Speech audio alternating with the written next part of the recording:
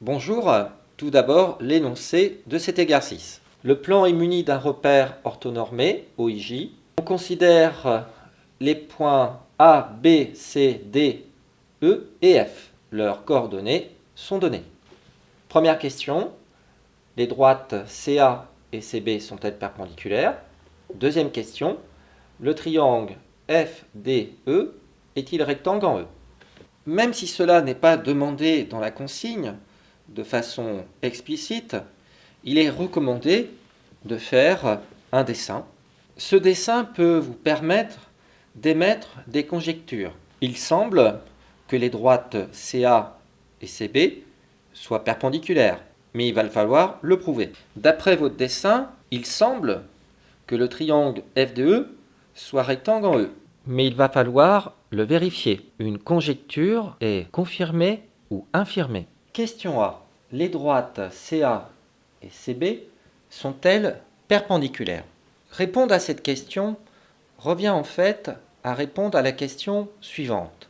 Les vecteurs CA et CB sont-ils orthogonaux?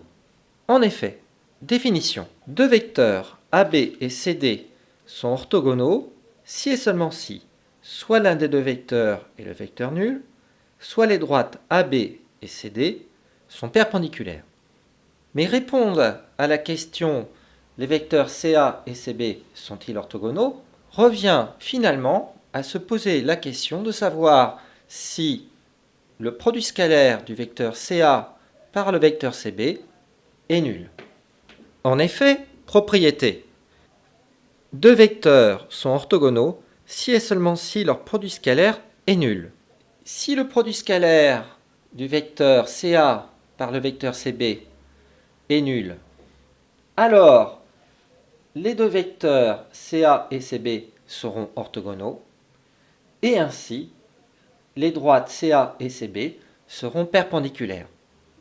Pour calculer ce produit scalaire, nous allons déterminer préalablement les coordonnées de ces deux vecteurs.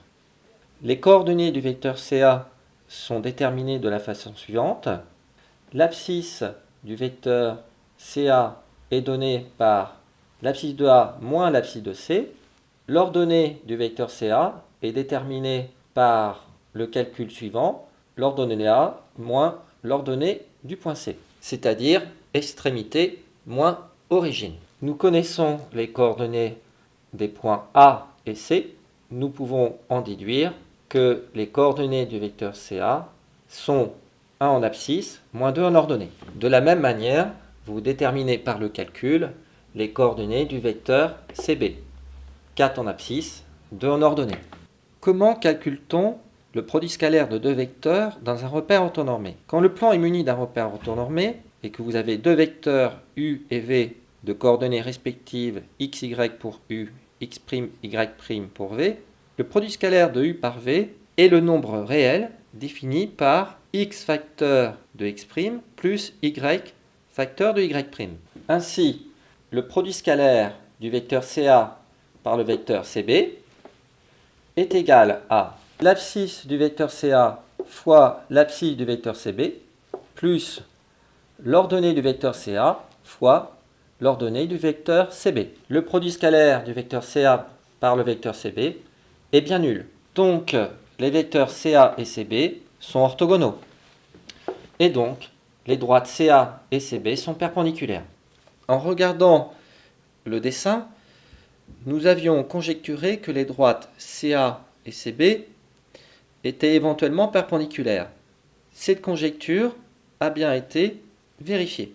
Question B. Le triangle FDE est-il rectangle en E? Tout à l'heure, en regardant le dessin, nous avons conjecturé que ce triangle serait rectangle en E. Est-ce le cas? Le triangle FDE est-il rectangle en E? Répondre à cette question revient en fait à répondre à la question suivante. Les droites EF et ED sont-elles perpendiculaires? Ce qui revient en fait à répondre à la question suivante. Les vecteurs EF et ED sont-ils orthogonaux?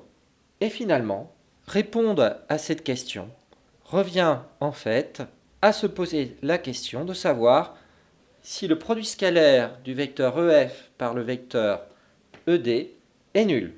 Si le produit scalaire est nul, alors les deux vecteurs seront orthogonaux, alors les deux droites seront perpendiculaires, et alors le triangle FDE sera un rectangle en E. Mais attention, si ce produit scalaire n'est pas nul, alors les vecteurs ne seront pas orthogonaux, les deux droites ne seront pas perpendiculaires, et le triangle FDE ne sera pas un rectangle en E. Pour calculer le produit scalaire du vecteur EF par le vecteur ED, déterminons préalablement les coordonnées de ces deux vecteurs. Par le calcul, vous pouvez déterminer les coordonnées du vecteur ED, moins 3 en abscisse, 5 en ordonnée. Petite remarque, vous pouvez, à ce stade de l'exercice, les déterminer également graphiquement. Les coordonnées du vecteur EF sont 3 en abscisse, 2 en ordonnée. Ainsi, le produit scalaire du vecteur ED par le vecteur EF est égal à l'abscisse du vecteur ED fois l'abscisse du vecteur EF plus l'ordonnée du vecteur ED fois l'ordonnée du vecteur EF. Le produit scalaire du vecteur ED par le vecteur EF est donc égal à 1. Donc, le produit scalaire du vecteur ED par le vecteur EF n'est pas égal à 0. Donc, les vecteurs ED et EF ne sont pas orthogonaux. Et donc, les droites ED et EF ne sont pas perpendiculaires. Par conséquent, le triangle FDE n'est pas un rectangle en E. La conjecture que nous avions émise initialement en regardant le dessin est fausse. Petite question, qui parmi vous avait émis la même conjecture en regardant au départ de la vidéo le dessin? Eh oui, voir n'est pas forcément prouvé. Enfin, dernière remarque. Pour démontrer que ce triangle FDE n'est pas rectangle en E, vous pouvez également utiliser vos connaissances de la classe de seconde. Vous savez déterminer la distance entre deux points dans le cadre d'un repère orthonormé. Vous pouvez déterminer la longueur de chacun des trois côtés du triangle. Et ensuite utiliser le théorème de Pythagore pour démontrer que le triangle n'est pas rectangle en E.